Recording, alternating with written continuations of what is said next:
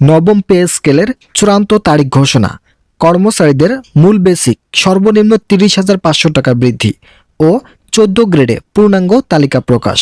ইতিমধ্যে সরকারি কর্মচারীদের জন্য নবম পে স্কেলের আওতায় সর্বনিম্ন মূল বেসিক নির্ধারণ করা হয়েছে 30,500 টাকা এবং গ্রেড সংখ্যা 20 এর পরিবর্তে 14টি রাখা হয়েছে। এ বিষয়ে বিস্তারিত আলোচনা করার শুরুতে আপনারা যারা এখন পর্যন্ত আমাদের এই চ্যানেলের নতুন সদস্য আছেন তারা পরবর্তী আপডেট পেতে চ্যানেলটি সাবস্ক্রাইব করে বেল আইকনটি অল করে দিন। দীর্ঘ প্রতীক্ষার পর সরকারি চাকরিজীবীদের মূল বেসিক সর্বনিম্ন 30,500 টাকা বৃদ্ধি করা হয়েছে।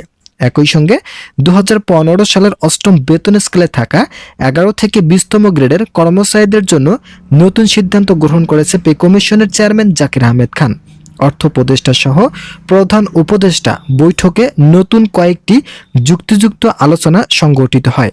এই আলোচনায় গ্রেড সংখ্যা কমানোর বিষয় এবং কর্মচারীদের মূল বেসিক সর্বনিম্ন 30,500 টাকা বৃদ্ধির নতুন সিদ্ধান্ত গ্রহণ করেন কর্তৃপক্ষ।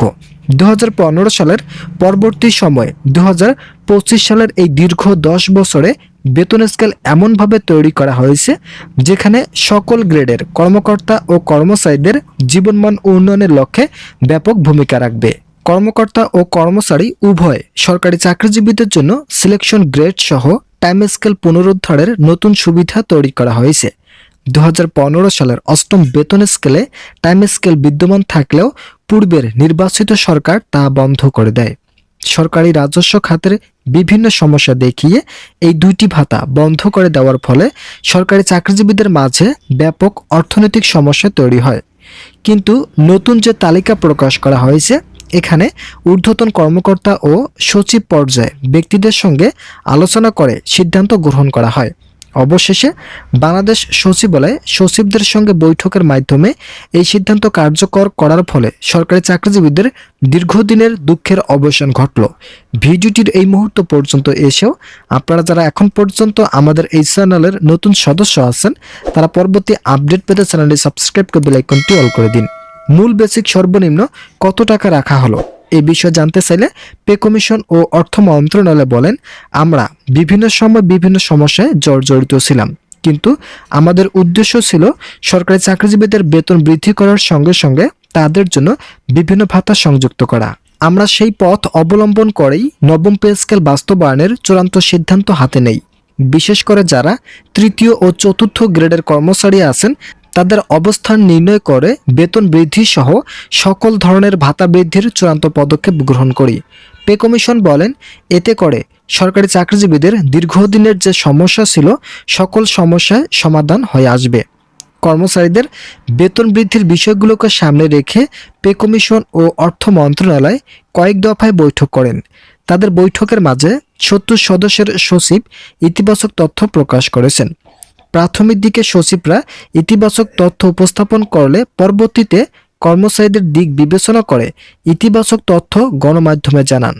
সচিব বলেন, দেশের ক্রান্তিকালীন সময়ে সরকারি চাকরিজীবীদের বেতন বৃদ্ধি করা খুবই যৌক্তিক একটি কাজ হতে পারে, কেননা বর্তমান দ্রব্যমূল্যের ঊর্ধ্বগতি সরকারি চাকরিজীবীদের জীবনে ক্রমশই অবনতির দিকে ঠেলে দিচ্ছে, যার ফলে এখন বেতন বৃদ্ধি করে সরকারি চাকরিজীবীদের অর্থনৈতিক অবস্থান শক্তিশালী করা প্রয়োজন।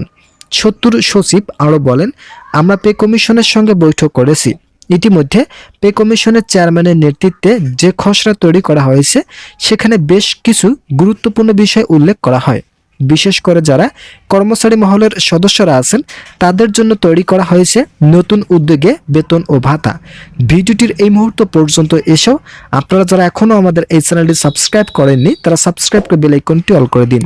সূত্র বলছে, সরকারি চাকরিজীবীদের জন্য বেতন বৃদ্ধি করা হবে 14টি গ্রেডে। 2015 সালের অষ্টম বেতন স্কেলে 20টি গ্রেড বহাল থাকায় কর্মচারীদের বেতন বৈষম্য তৈরি হয়েছে। তাই এবারের নবম পে স্কেলে কোনোভাবেই এতগুলো গ্রেড সংখ্যা থাকা সমুচিত নয়। ফলে সরকারি চাকরিজীবীদের বেতন বৃদ্ধির নতুন সিদ্ধান্ত পরবর্তী জীবনমান উন্নয়নে ব্যাপক আলোড়ন সৃষ্টি করবে। 2025 সালের গেজেট প্রকাশ এবং আগামী 1 জানুয়ারি 2026 থেকে তা কার্যকর করা হবে। প্রাথমিক দিকে গেজেট প্রকাশের পরেই বাজেট সংশোধন করবে পে কমিশন। এতে যতটুকু অর্থের প্রয়োজন সকল অর্থেই প্রধান উপদেষ্টার পক্ষ থেকে অর্থ মন্ত্রণালয়ের নির্দেশে বাজেট সংশোধন করা হবে। বিভিন্ন সূত্র থেকে জানা যাচ্ছে, নবম পে স্কেল বাস্তবায়নে সকল কাজ শেষ হয়েছে। এখন শুধুমাত্র বাজেট উপস্থাপনের মাধ্যমে বেতন ভাতা বৃদ্ধির নতুন রূপরেখা টানা হবে।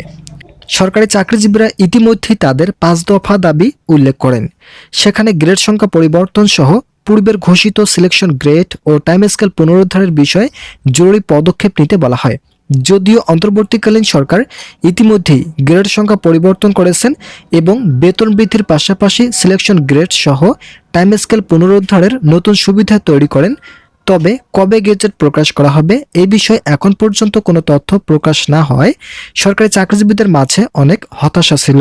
আজ সকাল 10টায় প্রধান উপদেষ্টার কার্যালয়ে বৈঠক অনুষ্ঠিত হয়েছে। সেখানে পে কমিশনের চেয়ারম্যান বলেন, ডিসেম্বর 15 তারিখের মধ্যে সরকারি চাকরিজীবীদের নবম পে স্কেল বাস্তবায়নের চূড়ান্ত গেজেট প্রকাশ করা হবে এবং আগামী 1 জানুয়ারি 2026 থেকে নবম পে স্কেলের আওতায় সকল ধরনের সুযোগ সুবিধা ভোগ করবেন। কর্মচারীদের জন্য ইতিমধ্যে নবম পে স্কেল বাস্তবায়ন এবং মূল বেসিক সর্বনিম্ন 30,500 টাকা বৃদ্ধির লক্ষ্যে একটি প্রতিবেদন প্রকাশিত হয়েছে। আজকের এই ভিডিওটিতে আমি এই প্রতিবেদনের সকল বিষয়ে বিস্তারিত আলোচনা করলাম। আশা করি ভিডিওটি থেকে অনেক উপকার পেয়েছেন। যদি উপকার পেয়ে থাকেন তাহলে অবশ্যই চ্যানেলটি সাবস্ক্রাইব করে বেল আইকনটি অল করে দিন।